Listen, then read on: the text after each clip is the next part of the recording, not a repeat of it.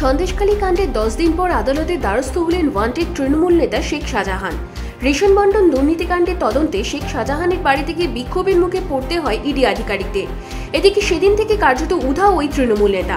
তার অবস্থান সম্পর্কে বিভিন্ন জল্পনা চলছিল এতদিন ধরে। তার বিরুদ্ধে লুকআউট নোটিশও জারি করা হয়।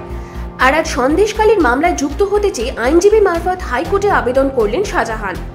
জানা গেছে, এদিন শাহজাহানের আইনজীবী তার মক্কেলকে এই মামলায় যুক্ত করার জন্য আবেদন করলে ভৎসনার মুখে পড়তে হয় তাঁকে। বিচারপতি তাকে প্রশ্ন করেন তার মক্কেল কেন এখনো আত্মসমর্পণ করেনি। শুধু তাই নয়, এই মামলায় কেস ডায়েরি তলব করে আদালত। আগামীকাল ফের মামলার শুনানি হবে বলে জানা গিয়েছে। এদিকে সন্দেশখালীর ঘটনায় রাজ্য পুলিশের তদন্তে সংশয় প্রকাশ করেন বিচারপতি জয় সেনগুপ্ত। রাজ্য এখনো নেজার থানার তদন্তে ভরসা রাখছে কি করে, প্রশ্ন করেন বিচারপতি।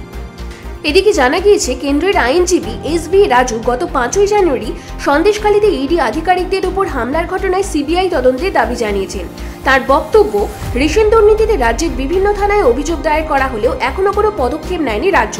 পরে আদালতের নির্দেশে সেই তদন্ত হাতে নেয় ইডি। অভিযোগ, রাজ্য পুলিশ এখন ইডিকে সাহায্য করছে না।